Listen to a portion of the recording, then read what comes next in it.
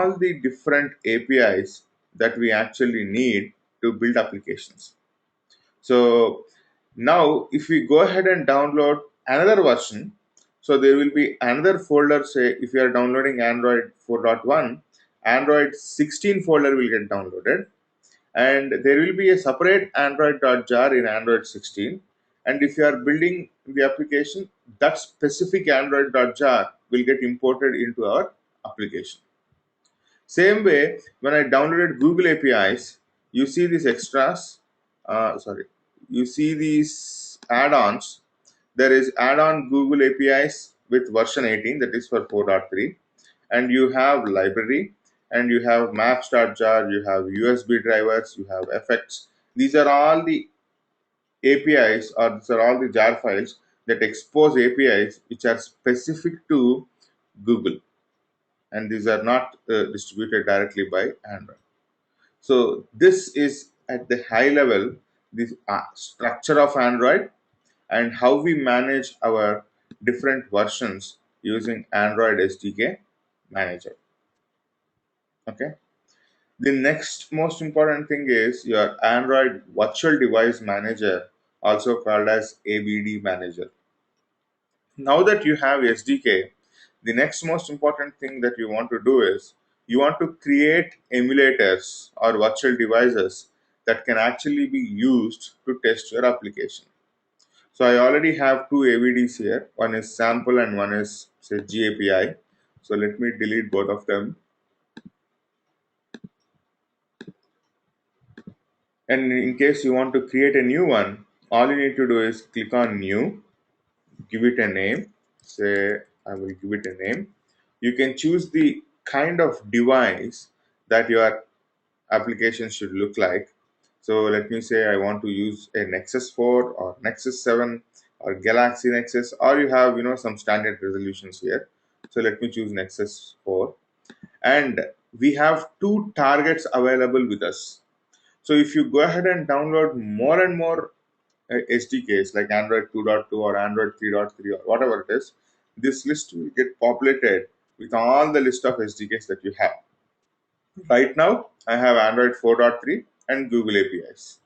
So Google APIs, if you select Google APIs, it will give you by default Android.jar plus all the additional APIs that are available from Google also. So let me select Google APIs, and then you can even say, okay, I want a front camera also. Suppose you are building an application which has face detection or something like that. You can choose webcam from your system, or you can select emulated, or if you want to even enable back camera, you can use webcam or emulated.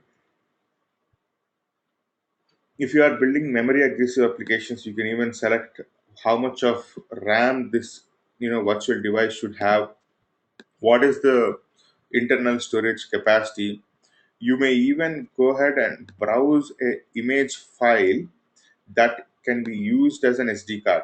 So we can create a temporary image file and dump some files into it. So if you are testing some camera applications or media applications, you may want to actually use this SD card. So you may also want to create some snapshots, or these are all the various options that we can actually use to create a new Android virtual device. Okay. So once you have the virtual device, you may directly go ahead and click on start, and you can launch it. And when you launch the emulator, you simply get a dummy phone on your machine, which you can use to actually test your applications. All right. So we saw what is Android SDK Manager, and we saw what is Android Virtual Device Manager. Let us get back to the ADT environment. This is same like your Eclipse environment. Um, I think most of you might have used Eclipse, definitely. So, but the major difference between the Eclipse environment and Java environment is there is another perspective apart from just Java and debug. The another perspective is called DDMS.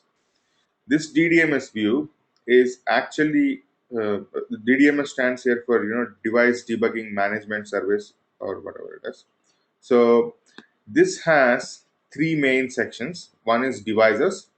So since you have one emulator that is running, you can see that emulator here.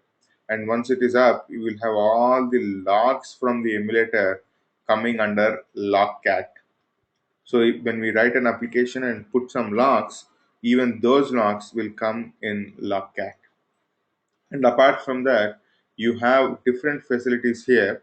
So what are the different threads that are running? What's the heap? What's the allocation tracker? And then the file explorer. Basically, you can see all the files in the phone, including the emulated SD card and all of that stuff. And then you have the emulator control. So if you want to actually write an application and simulate it by sending an incoming phone call or send an SMS or do something like that, you can do those using emulator control. Okay, so most frequently used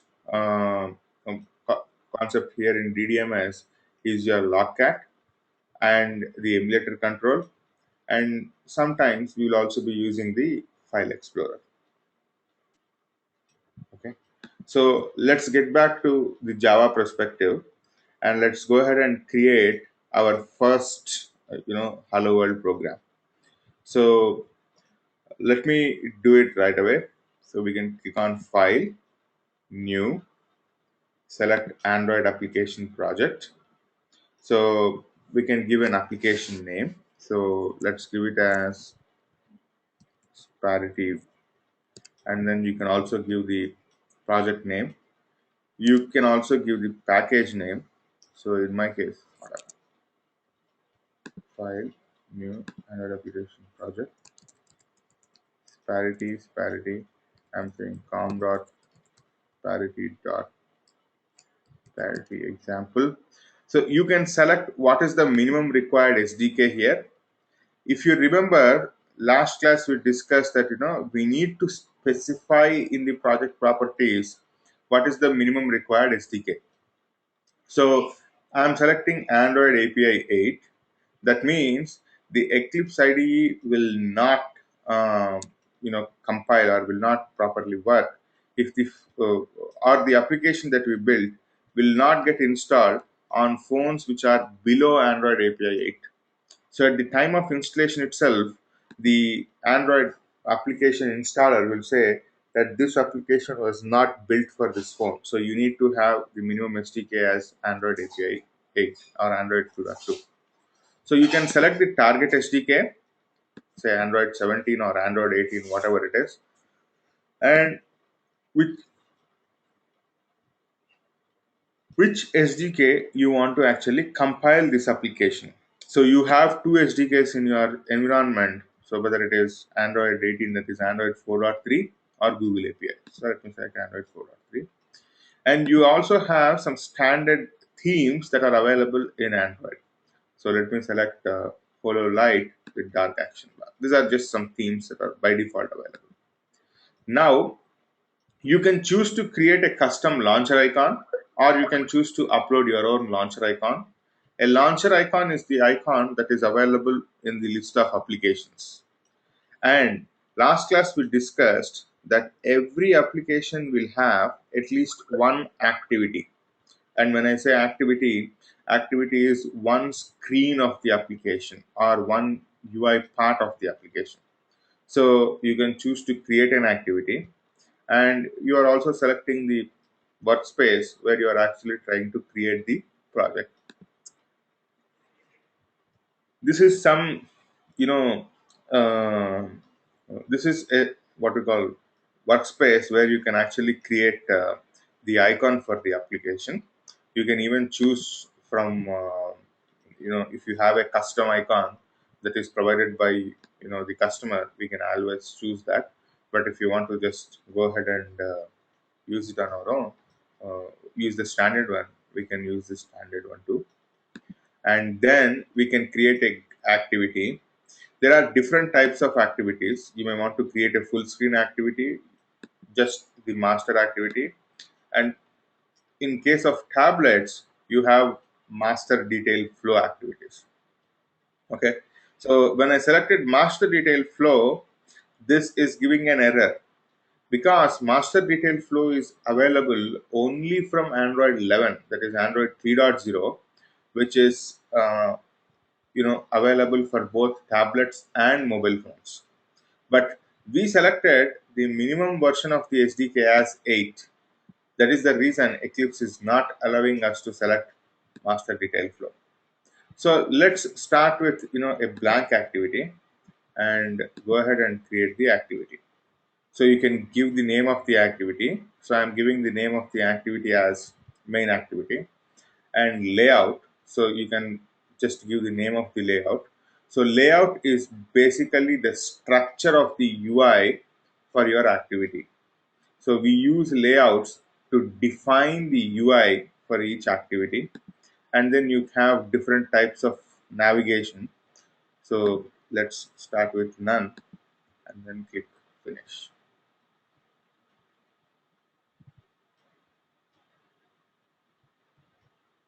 So here we go. We have our first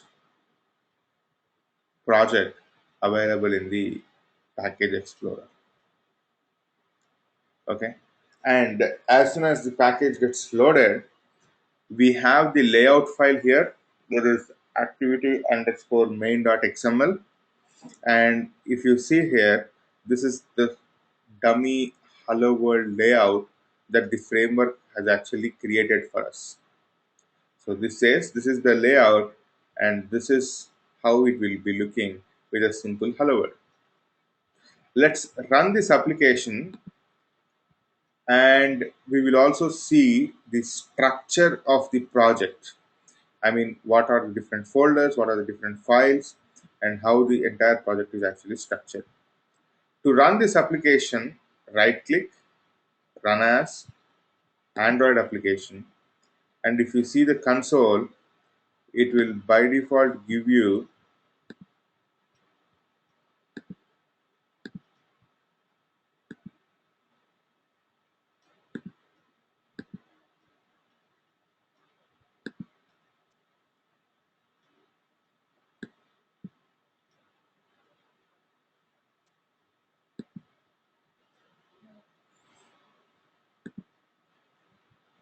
it's launched on the emulator.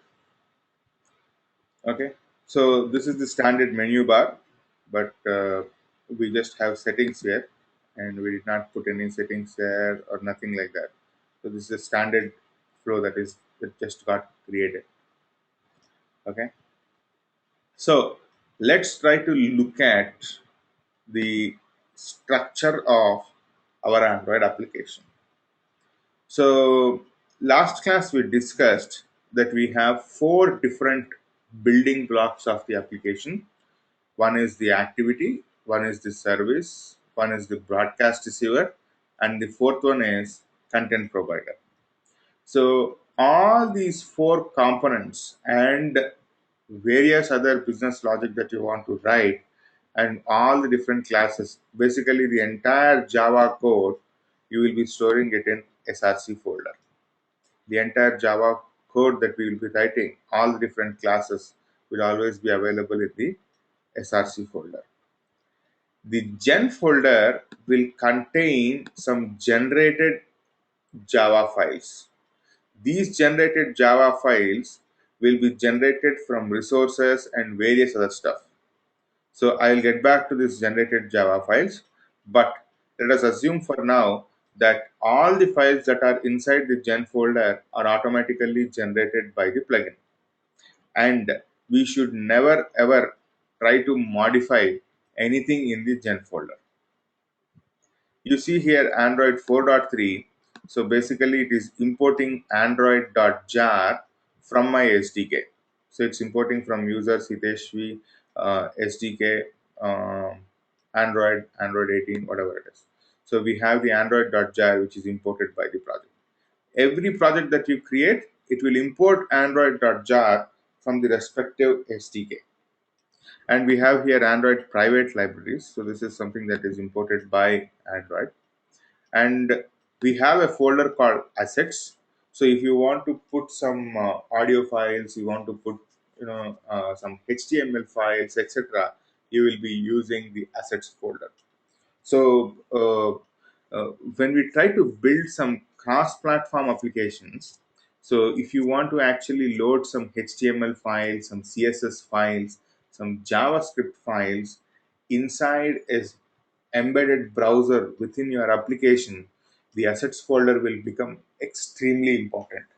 So typically, this assets folder is used to put all the different HTML files, JavaScript files, CSS files, and load them in an embedded browser, especially in cross-platform or hybrid applications. We will be using your assets. The next thing is your bin folder. So the generated binaries are actually available inside your bin folder. See, we just compiled our application and launched it on the emulator. The generated file here is actually called as parity.apk. Okay, so all the Android applications have the extension APK. So if you want to install this on your Android phone and try it out, you can right click, you can see the properties, see where the application is getting stored. You can copy it onto your phone and comfortably install this onto your phone. Libs is the folder which is typically used to import all the various libraries for your application.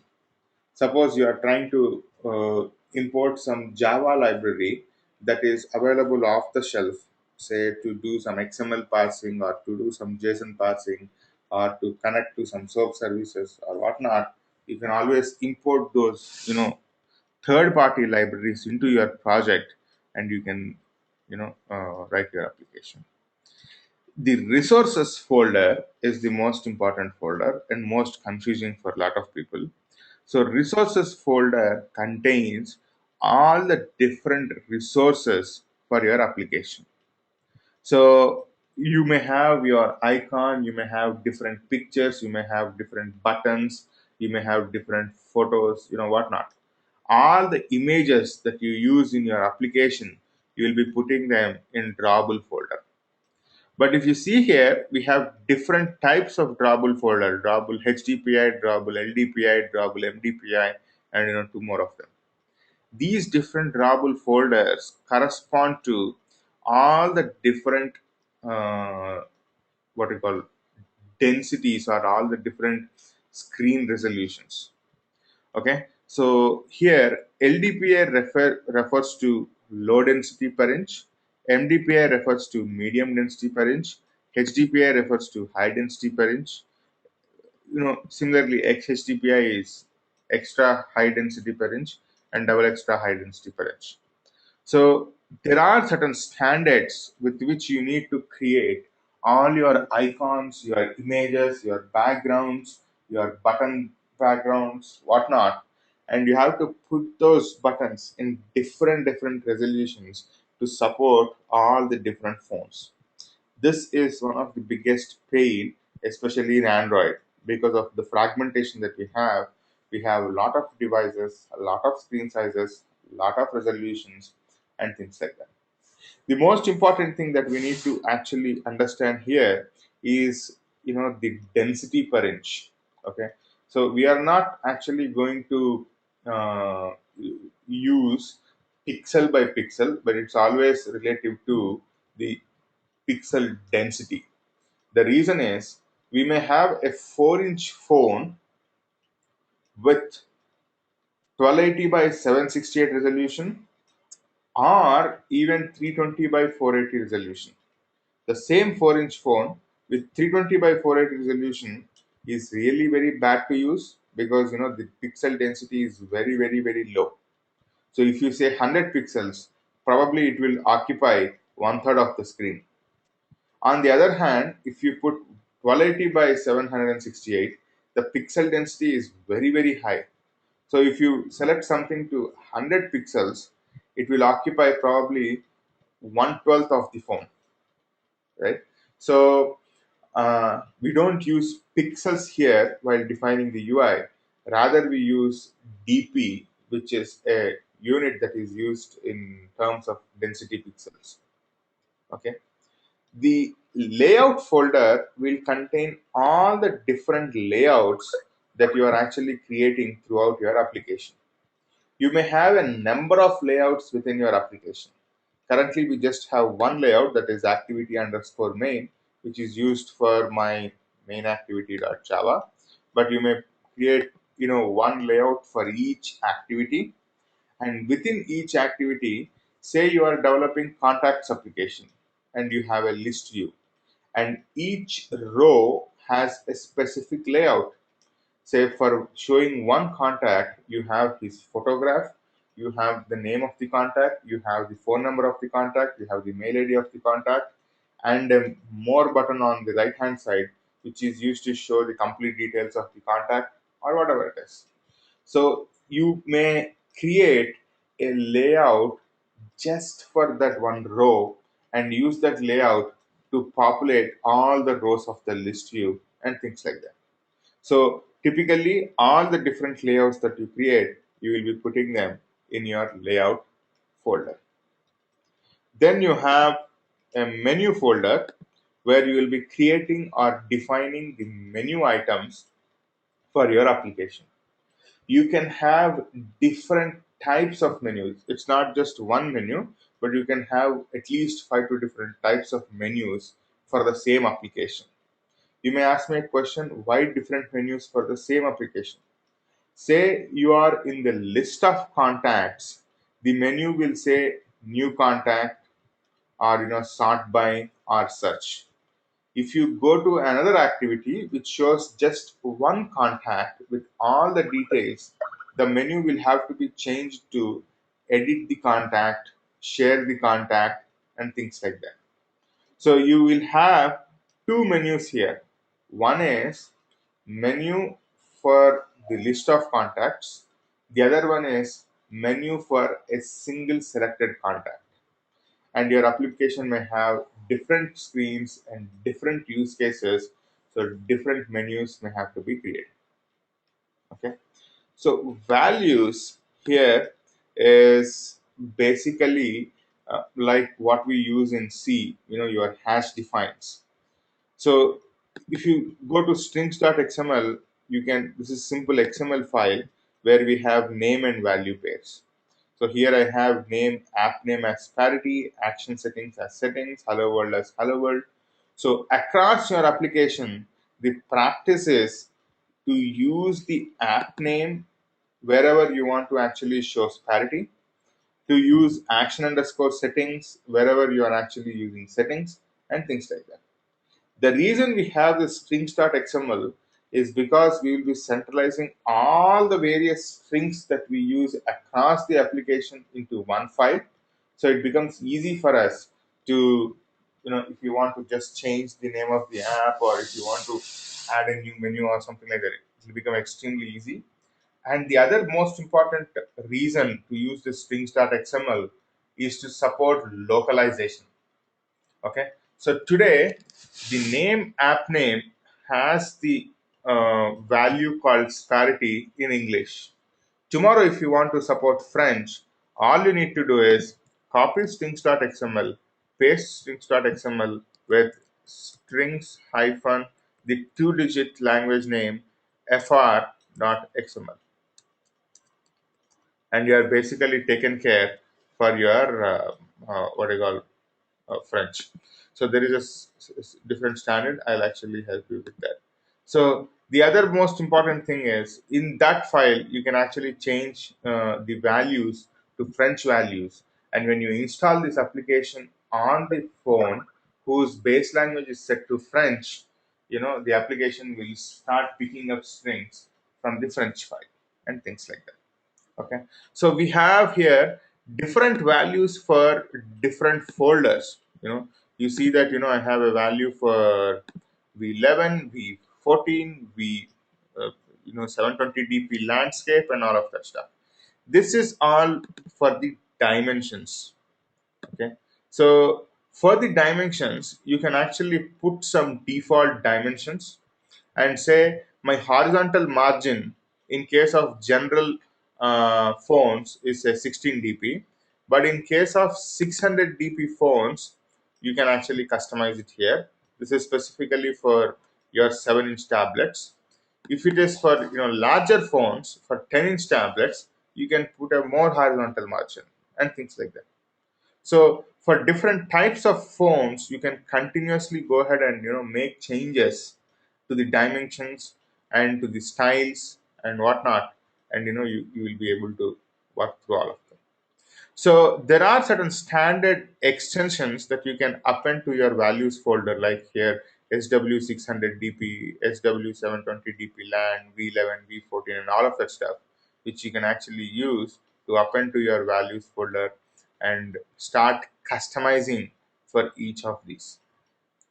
Okay, so now the most important thing that we need to understand here is the resources folder either contains images in the drawable folder, or the XML files for layout, XML files for strings, XML files for dimensions, styles, and all of that stuff. How do we access these in our Java code?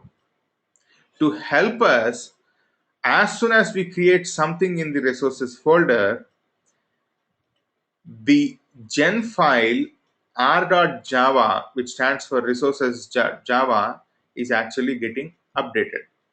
Let's look at r.java to see what we have here. So the r is actually a final class, and inside this r class we have a number of static final classes with integer variables for each element. So let's look at the drawable folder. So we have an icon for different resolutions. The icon is standard, across all the resolutions, right? The icon is same. So this is the same icon, but we have for different resolutions, different sizes, and yet the name is same. See, you have different sizes. The name is all same, IC underscore launcher.png. So the IC underscore launcher.png is referenced in r.java as R stands for resources dot drawable. We have a drawable class, which is a static final class, and then we have an integer variable called IC underscore launcher. So whenever you want to actually access this image, all you have to do is go with r dot drawable dot IC underscore launcher. So this is the process that we can typically use to actually access this image. So let's create another image in any of the drawable folders. Okay, so let me just copy this and paste it. And I will say new underscore launcher.png. See, as soon as you have a new file in the drawable.hdpi folder, you can see that the drawable class is updated with a new integer file, member variable, which is actually called as new launcher. So wherever you want to actually use this image called new launcher, you will access it by calling r dot drawable dot new launcher. Same way, we have layout, and inside this layout we have activity underscore main.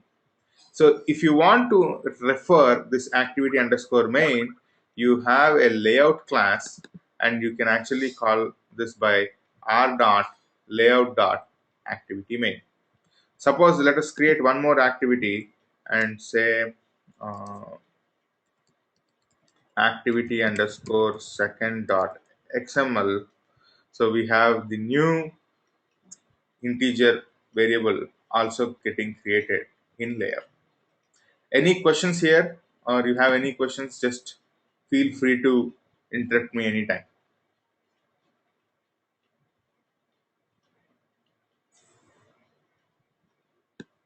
Okay, so the same is the case with strings. So you can actually go to strings.xml, add more strings. So let me add a new string by saying, okay, uh, hello underscore world underscore 2, and let me say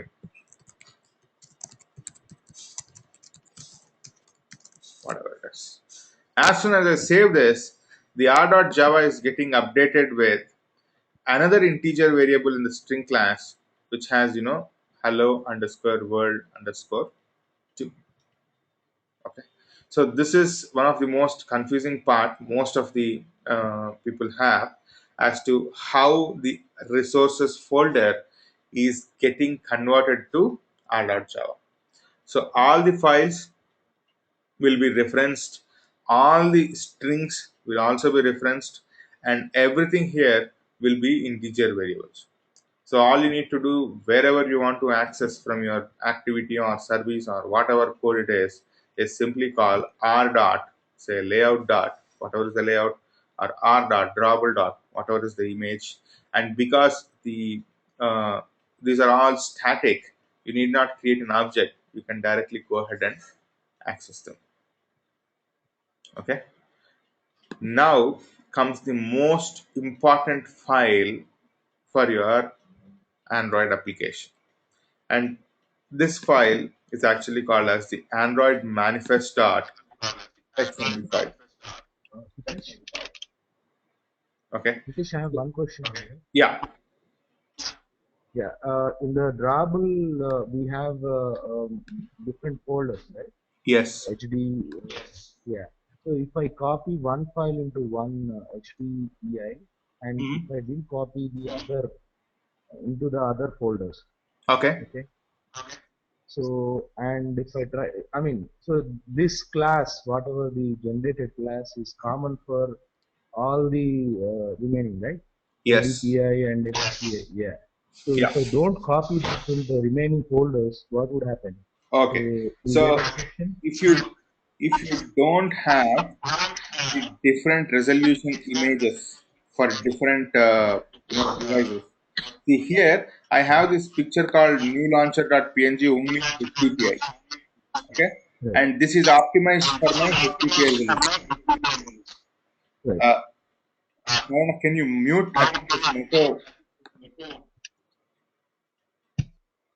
Okay, so what will typically happen is as soon as there is an image in any of these folders, the r.java file is actually creating an integer variable. Now you run this application on a HDPI phone, it will work perfect because you created the image with the specifications of HDPI. You run this application on an LDPI phone or an MDPI phone or an XX HDPI phone, the same image that is available in HDPI will be referenced and will be used, but it will not look proper because we have not created the optimized version of that particular image.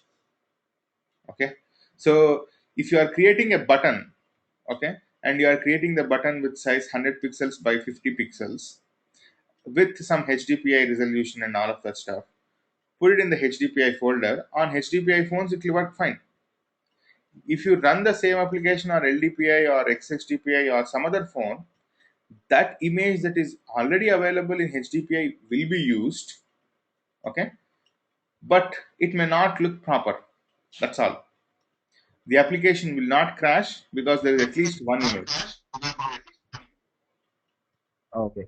Yeah, and another question is like we have a different phone resolutions. Yeah. So, but so on while you are building, so can we choose one particular resolution and build it, or it will copy the entire, I mean, all the resolution files into that APK, and it gets redundant uh, in every resolution. But it would be used only, let's say, if it is HDPI, so I don't need LDPI and MDPI and all this stuff, right? So, Yes. but it would be redundant. Okay. So, is there any way to get rid of it, or so we can't avoid it? No, there is a way. One is, remove all the other folders from your resources folder. Hmm. Okay. Okay, that we need to do it explicitly. You need to do it explicitly. By Okay, default, when you compile this application, the APK file will have all the resources that are available. Okay. Yeah, yeah. Fine. So let's Got it. go to the next topic, that is the um, Android manifest.xml file.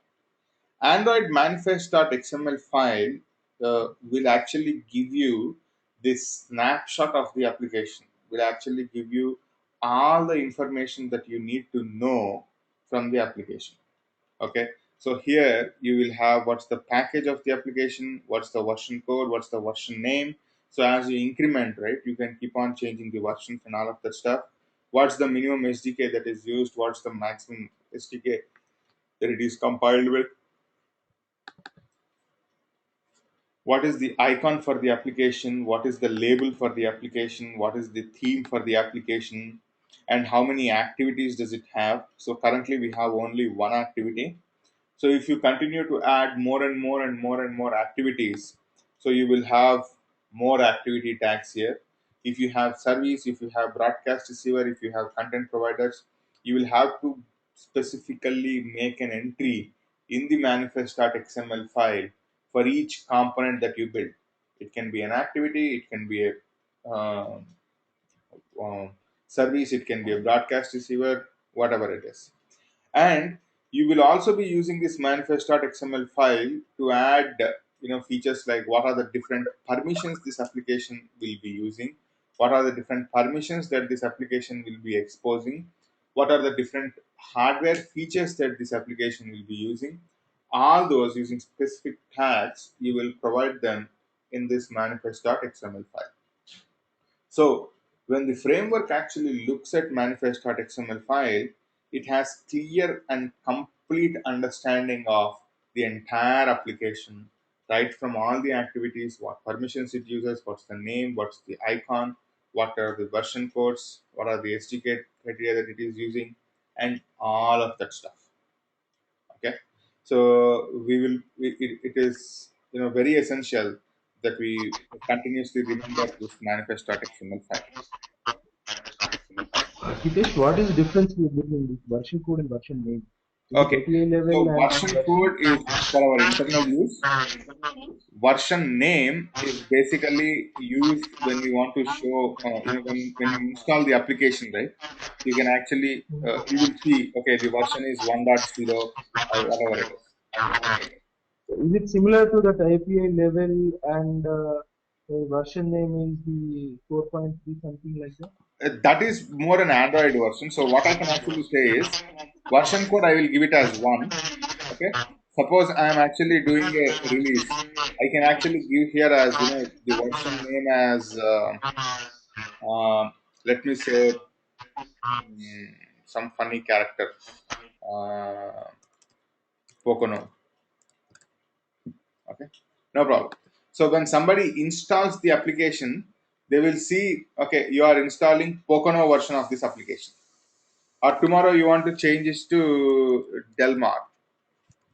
Okay, say version code 2. So version code is something that is internal. Version name is something that you are publicly giving to everybody. Like Android is giving, Android 2.2 Froyo, Android 4.3 Jelly Bean. We can also say, okay, our Sparity application version 2 is Delmar. Our Sparity application version 1 is Pocono, and things like that. That is just the naming convention.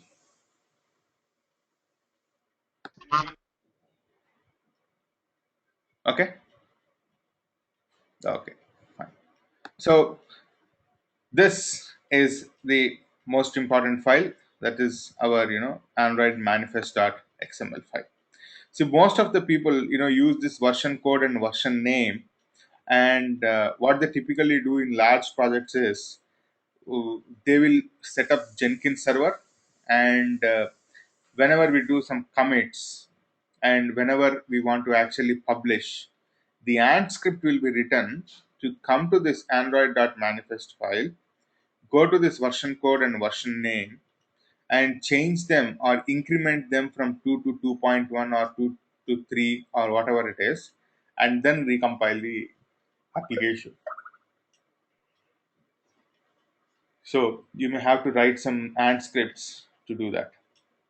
Now, if you see here, if you observe these three lines, we are actually accessing the resources string and app name and assigning it to the label. There are two ways of doing it. One is you have Android colon label is equal to, I can give the label as parity. So basically you can actually hard code this.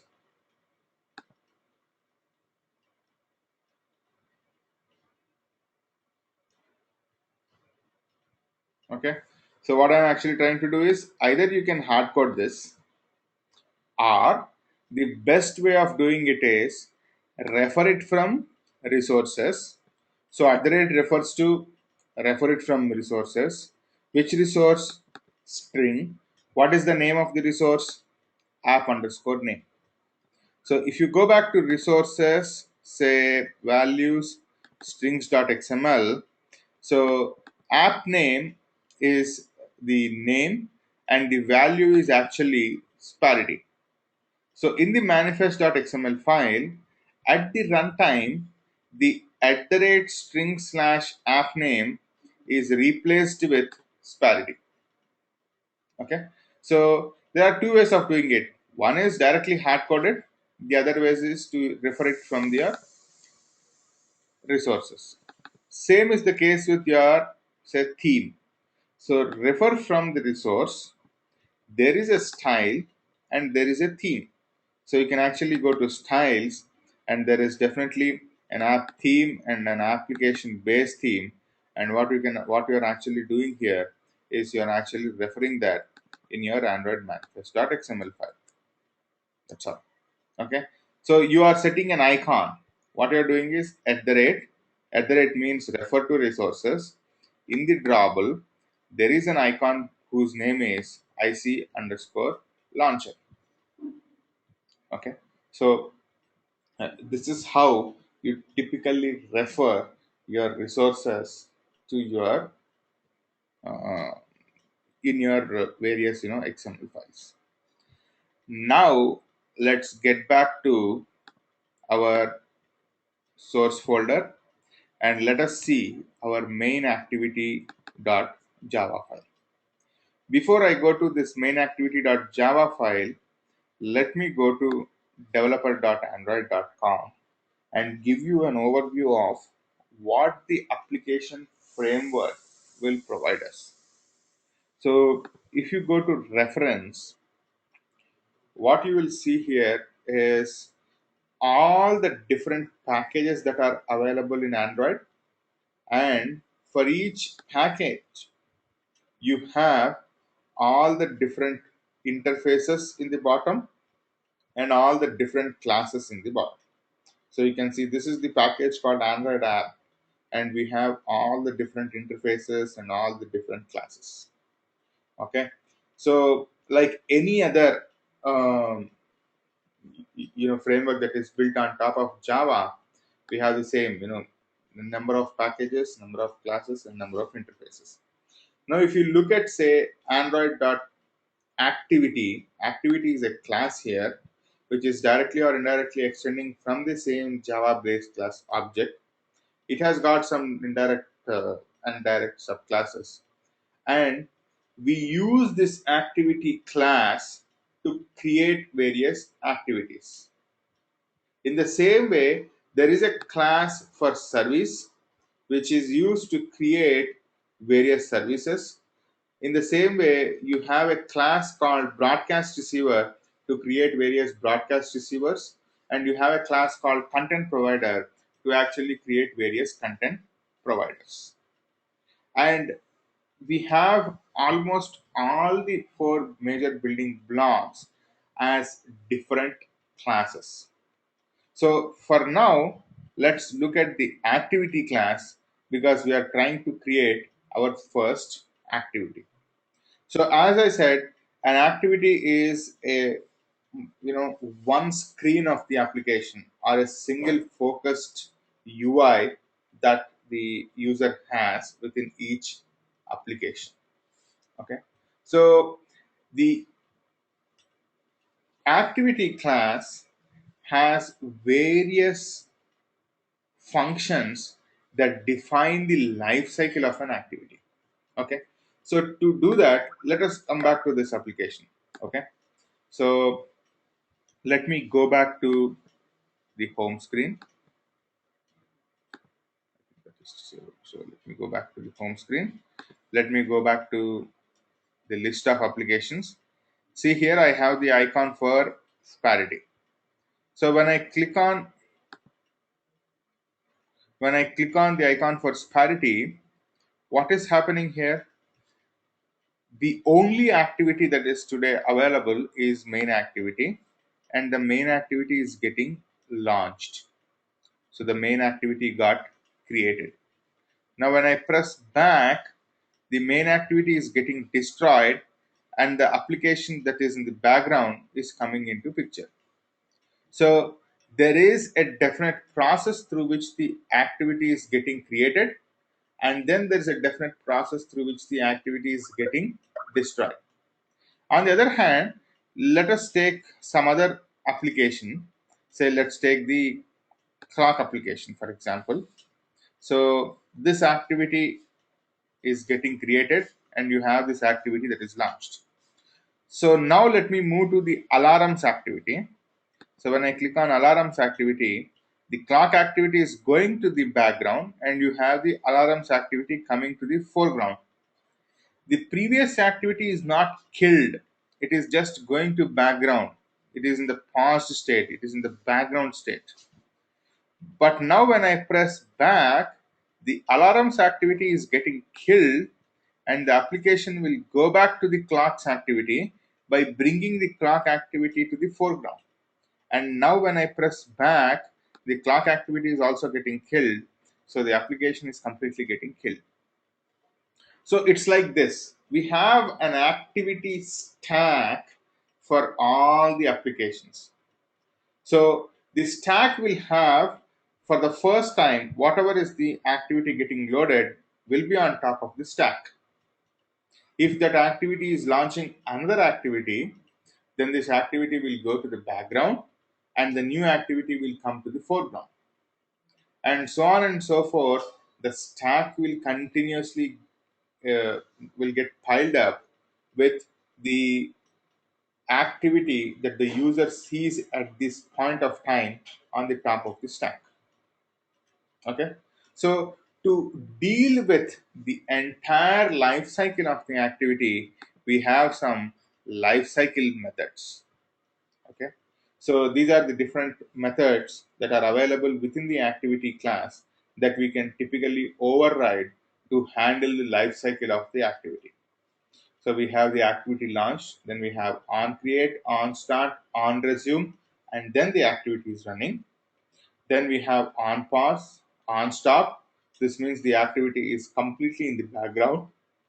That means some other activity came into the foreground. So if it is trying to come back, it's actually going back to on restart and on start. If you are trying to kill the activity, that is by pressing the back button, you are going to on destroy and then the activity is basically getting shut down. Okay, so whenever you want to create an activity within the application, all you need to do is create your class and extend it from the base class activity. Create it from the class, create a class and extend it from the base class activity. And here I have overridden the function called onCreate. So onCreate will get called every time the activity is getting created. So what I'm actually doing is I'm calling a function called setContentView with the layout r.layout.activity underscore main, so that the layout that we have here is actually getting assigned to this particular activity, and then the activity comes into foreground. Okay, so if you want to actually override and implement all the different other methods that correspond to the life cycle of an activity, you can always do it. So let us do and try to see the logs. Okay, so in Eclipse the additional feature is right click, You can go to source, override implement methods. You have the activity class. As we discussed, what are the different lifecycle methods of an activity? We have on create, on start, on resume before the activity is running, on pause, on stop, on destroy, and on restart. We have in all 1, 2, 3, 4, 5, 6, and 7 life cycle methods. So let's see what we have here. We have on create, that's already implemented. Then let's go to on create is done. Let's override on destroy. Then let's override on pause. Then let's override on restart, on resume, on start, on stop, and I think we are good. So let's press OK. So we have 1, we have 2, we have 3, we have 4, we have 5, 6, and on create, which is the seventh function. Okay. And to see exactly how this works, let's try to put some logs and see when these functions will get called exactly. In case of Android, you can create logs using the class log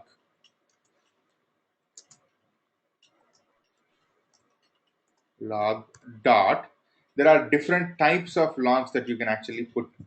D stands for debug log message, E stands for error log message, and I stands for just information log message, and V stands for simple verbose log message. So let me use a verbose log message. There is no difference in how these logs will be outputted on your logcat. Say, error logs will be printed in red, verbose logs will be printed in green, info logs will be printed in blue, and I think the other one, debug logs will be printed in pink or something like that. The different color schemes basically for different logs. Okay, so let me put this as life cycle, and let me put the message here as on this track. So this, and let me copy this, all the functions,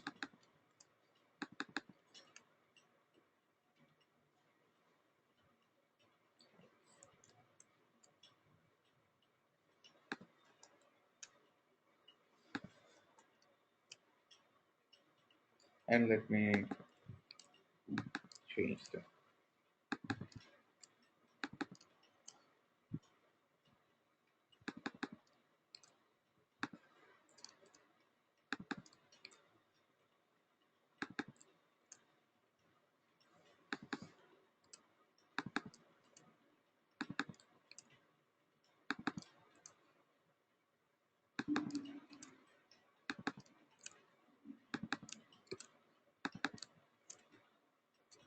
I think we are good.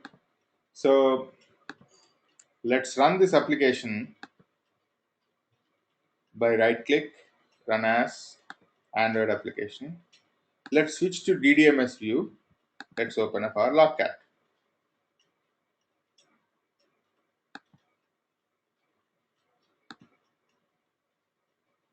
See, the application is not still here.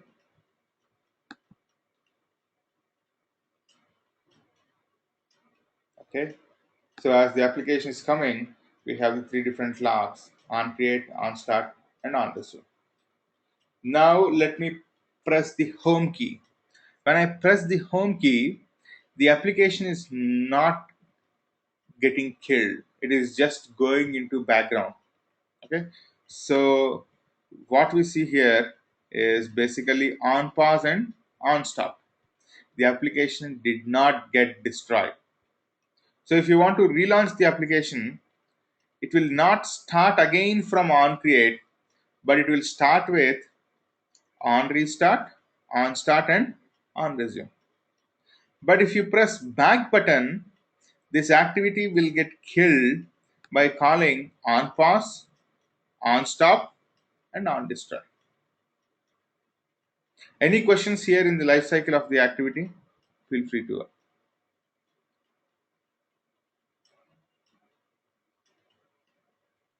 Okay. That's good. So this is basically the life cycle of your activity.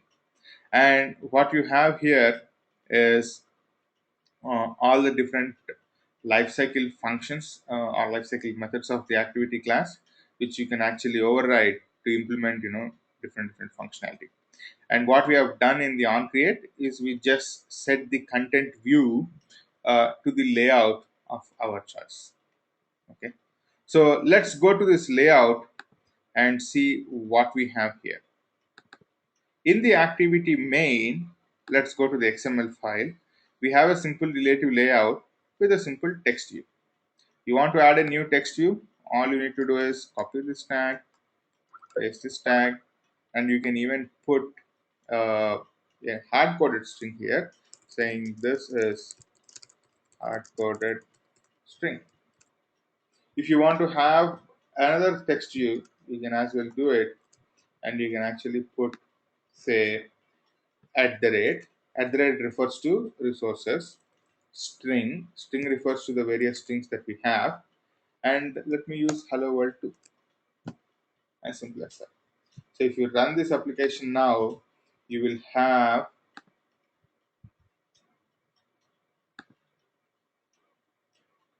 let's again look at the log can.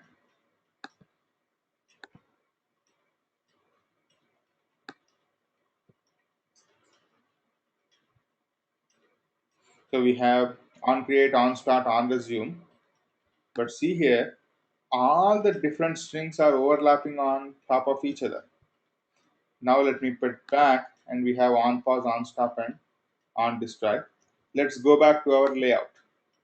The layout has, the layout is a relative layout. So when the layout is a relative layout, the relative layout typically puts all its children relative to each other. I have a separate topic on layouts and UI, but let's see basically to fix this up. So what you can actually do is you can give a unique ID to each of these text views and start referencing it. Or what I can actually do is I will change this relative layout to something called as your linear layout, and I will change this to your linear layout.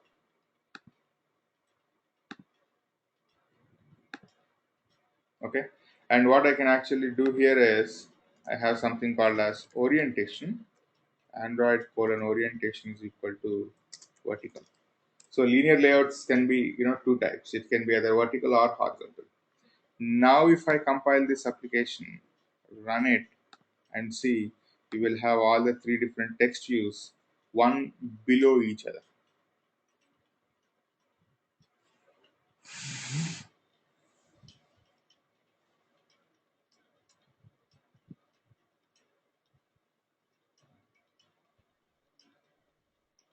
Okay. So any questions here?